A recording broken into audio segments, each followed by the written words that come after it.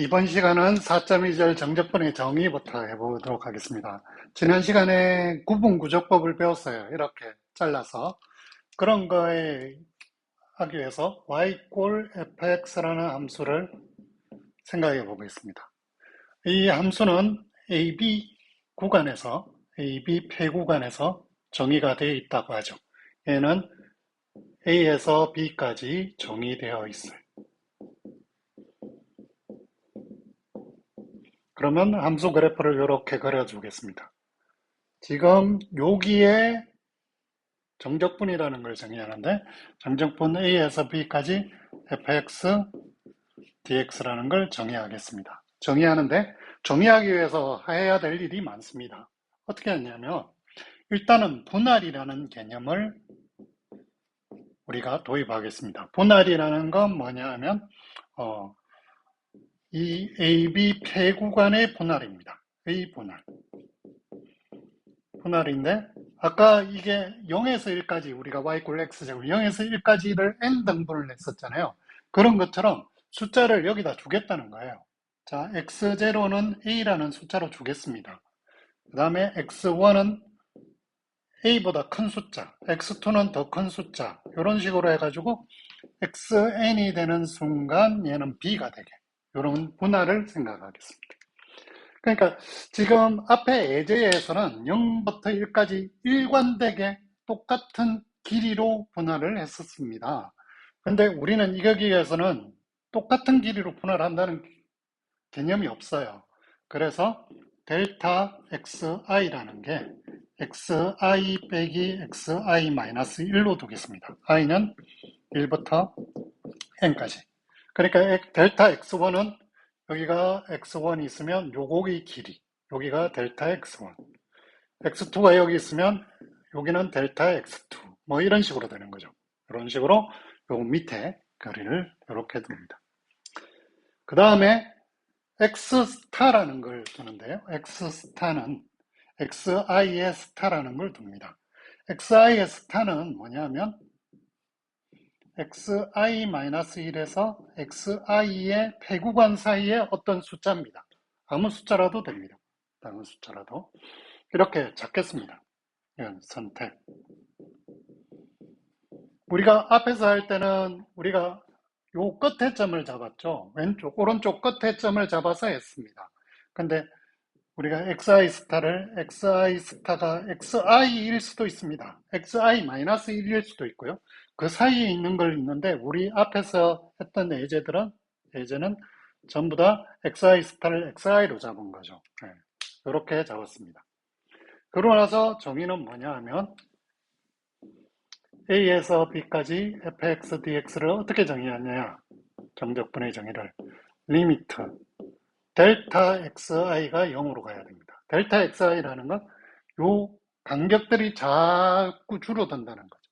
네, 자꾸 줄어드는데 그러면 우리가 서메이션 k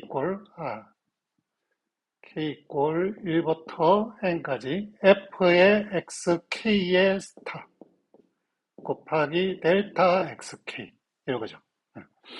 xk의 스타가 지금 xk가 여기 있고 xk 플러스 1이 여기 있고 xk의 스타는 어디 있죠? xk의 스타는 여기 있네. 예. xk 마이너스 2. 여기는 xk 스타가 있죠.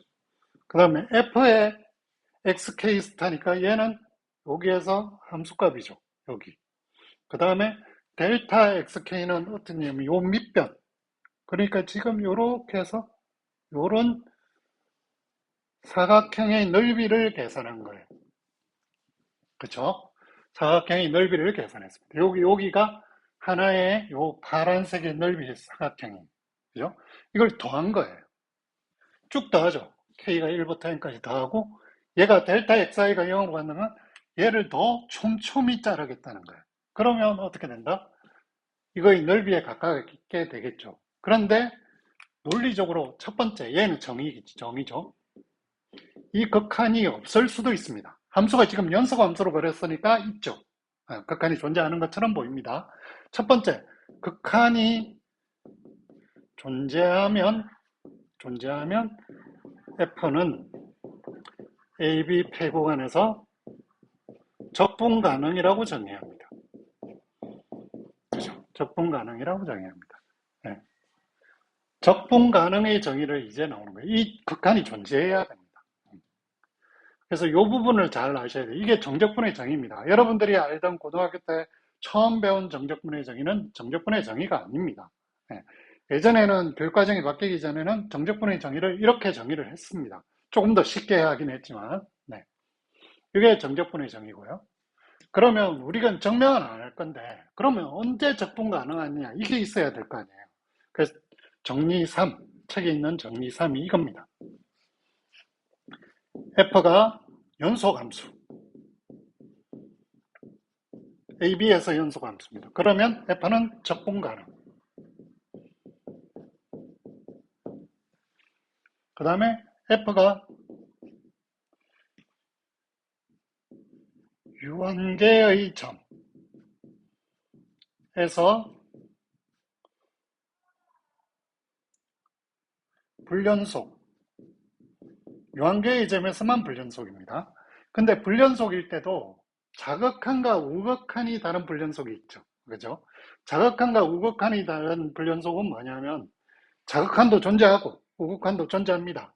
그러니까 자극한과 우극한이 무한대, 플러스 무한대, 마이너스 무한대 이게 아니고 자극한도 숫자로 존재하고 우극한도 숫자로 존재합니다. 근데 이게 같지 않을 뿐이야. 이런 걸 뭐라고 하느냐면 도약불연속이라고 합니다. 도약불연속. 도약불연속. 도약불연속 때는 유한계의 점만 있으면 얘는 F는 적분 가능입니다. 적분 가능. 그러니까 지금 여러분들은 다룰 한게 이게 고등학교 때는 이런 걸 안 다뤘죠. 연소함수일 때니까 무조건 적분 가능한 것만 다뤘던 거예요. 대학교에서도 우리 이걸 많이 다루지는 않겠지만, 많이 다루지 않겠지만 2학년 때 가면 이거의 적분 가능성에 대해서 굉장히 심도 있게 배울 겁니다. 네. 그래서 이걸 알아두셔야 되고요. 됐습니다. 그러면 이렇게 정의하고 나면 적분이 굉장히 여기가 이상하잖아요. 그러면 이제 정리사가 뭐냐면 정리사가 F가 적분 가능해요. 적분 가능하면 AB의 fx dx가 어떻게 계산 가능하냐면 리미트 n이 무한대로 갈 때 시그마 k 이퀄 1부터 n까지 f의 xk의 델타 xk로 된다는 거예요. 그 xk는 어떻게 됐냐? 이건 균등 도날인 거죠. a 더하기 n분의 k의 b-a. 그죠? 그러니까 이게 뭐냐면 어떻게 되냐면 요거에서 요까지 여기는 n등분하면 델타 xk가 n분의 b-a잖아요. 그죠? n분의 b-입니다. 전부 다. 그러니까 그걸 한 단계씩 균등하게 분할한 거예요. 그러니까 요거는 값이 n분의 b-a가 되는 거예요. 예. 그러니까 지금 이렇게 복잡하게 분할을 아무 분할이나 혹은 그 사이에 아무 점을 닿지 않고 아무 점이나 잡아도 되는데 그쪽에 오른쪽 끝점으로 잡고 극한을 취해도 같다 이거예요. 예. 그러니까 적분 가능하면 이걸로 해서 정적분을 계산할 수 있다 이겁니다. 예. 이번 시간은 여기까지입니다.